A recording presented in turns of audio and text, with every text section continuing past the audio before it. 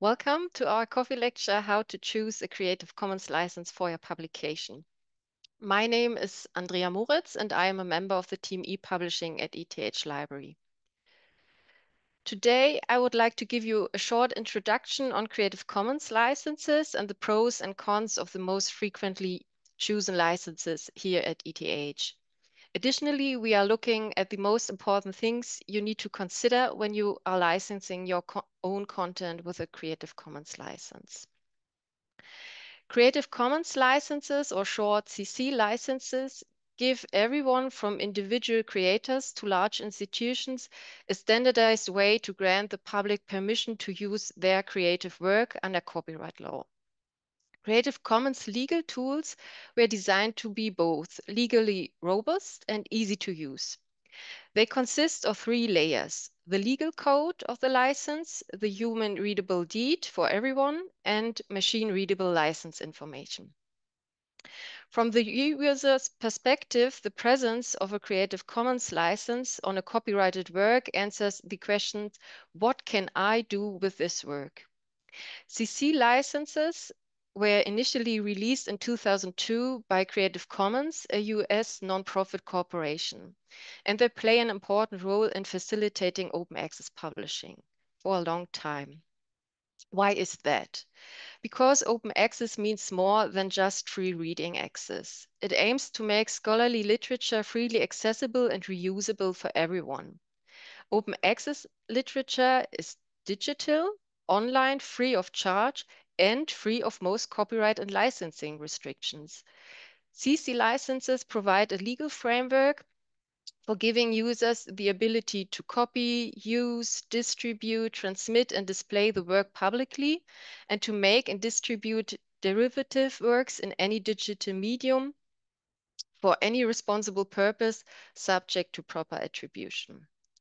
Before you decide which license you like to use for your work, there are some important things to consider.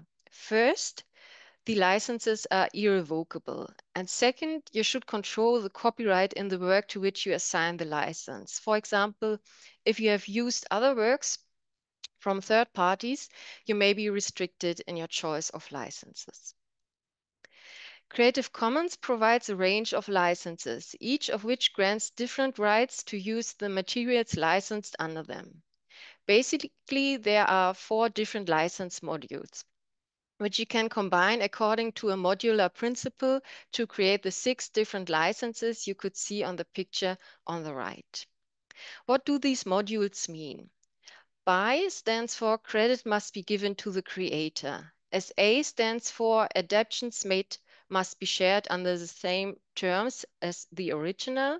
And NC stands for only non-commercial uses of the work are permitted. And D stands for no adaptations of the work are permitted. Since the Creative Commons licenses were first created, the legal code and deeds have been updated to reflect changes in copyright law, needs of users, and of course, updates in technology. While all the versions are still valid, it is recommended to use the most recent version 4.0 because it is the most internationalized version and it includes various updates. The 6 Creative Commons licenses provide a range of options for creators who want to share their work with the public while still retaining copyright. The best way to decide which license is appropriate for you is to ask yourself why you want to share and how you hope others will use your work. For example, do you want to allow others to create adaptations? And if you are okay with others changing and adapting your content, do you want to limit others and how they can release their adapted content creations? Another important question is, are you okay with other people possibly making money out of their reuse of the content? What are the most frequently used licenses for open access publications? Based on records in the research collection from the last year, the most prevalent used license at ETH was CC BY, followed at a considerable distance by CC BY and C and D and CC BY and C. Interestingly, many theses are not published with a Creative Commons license, but with the research collection's default license for full text, called in copyright non-commercial use permitted. And on the contrary, CC BY is the best practice in open access journal publishing, and therefore journal contributions, the most frequent publishing type in the research collection, are published with the CC BY license by the majority. What are the pros and cons of the three most frequently used licenses? CC BY is the most open license and allows unrestricted copying, redistribution, publication, adaptation, and use of a work. It is considered best practice in open access publishing as it is consistent with the open access definition I shared with you at the beginning. On the other hand, with these broad reusage options, authors give up control of many reuse cases, provided, of course, that users give attribution to the original creator. CC BY NC or CC BY non-commercial is less open as it excludes any commercial usage. A disadvantage is that commercial use is loosely defined as one that is not primarily intended for or directed towards commercial advantage or monetary compensation. This is true whether the user is a nonprofit or a private business, as the definition per se refers to the use and not the user. This might lead to non-intended constraints in reuse, like reuse in non-commercial services if they require a more liberal license, for example, for Wikipedia. Or if you think of use in education, paid courses are excluded. And for research, public-private partnerships could be a problem. The NC module is suitable if there is a realistic prospect of commercial users paying for reuse of the material. But attention is needed here, especially in the case of publications with publishing houses. Some publishers use the non-commercial module licenses to obtain exclusive usage rights via copyright agreement transfers from authors for commercial exploitation of their open access articles. If you choose a non-commercial license, ensure that the whole copyright remains with you and that you do not transfer exclusive copyrights to a publisher. CC BY and C and D, the non-derivative module here, is suitable if there is a realistic prospect of commercial users paying for the reuse of the material, and adaptations should be prohibited, for example, translations. An adaptation is a work based on one or more pre-existing works. Whether a modification of licensed material is considered an adaptation for CC licenses depends primarily on the applicable copyright law.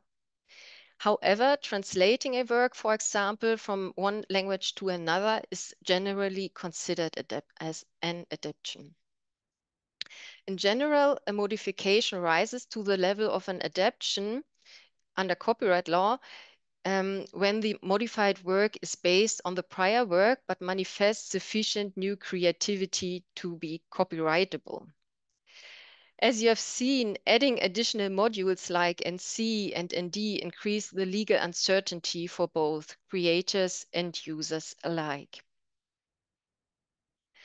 Once you have decided which CC license you want to use, applying it is simple. Technically, all you have to do is to indicate which CC license you are assigning to your work in two ways. First, add the license in the descriptive metadata of your research collection record or any other repository you use for your online publication. Second, include the full licensing statement consisting of the name of the license and the URL to the respective deed directly into your text, ideally at the beginning of the text so it is visible to your readers. Creative Commons offers a license chooser tool which provides you with licensing statements for a specific publication, which you can include as rich or plain text or even as HTML code if you publish content on a web page. Assigning the license not just in the metadata ensures that your publication is recognized as open content, even if it's distributed outside its original source, for example, as a printed copy. To summarize this short lecture, just have a look at these 6 steps. First, understanding Creative Commons licenses is crucial for the right choice. These licenses are based on a combination of copyright law and open source principles. Second, Creative Commons offers several types of licenses, each with its own set of permissions according to your needs. Consider the level of freedom you want to grant to others and select the appropriate license. Third, once you have chosen a license, it's important to include the license information in your publication as proposed by the license chooser of Creative Commons and in the metadata. Fourth, specify how you want to be credited. This can include providing your name, the title of your work, and a link to the original source, as you have seen in the proposed license statement by the chooser 2 in the slide before. Clear attribution ensures that others give you proper credit for your work. Fifth, when sharing your content, it is maybe helpful for potential reusers, especially if they are not that familiar with CC licenses, to include a short summarizing sentence about the license terms. For example, for CC BY, it could be, this license enables reusers to distribute, remix, adapt, and build upon the material in any medium or format, so long as attribution is given to the creator. Adding the CC logo of the respective license works as an eye catcher for the license information too.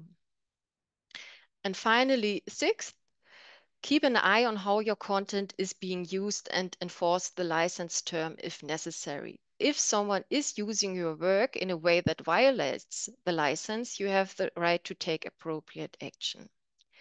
All in all, applying a Creative Commons license to your content is a personal choice, and it's important to understand the implication of each license type.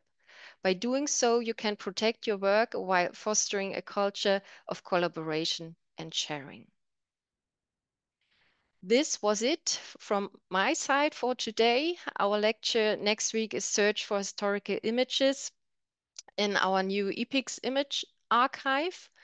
And we'd love to hear your thoughts on today's session and would appreciate your feedback in the survey my colleague will share in a second with you. And in the meantime, if you have any questions about my short lecture, I'd be delighted to answer them now.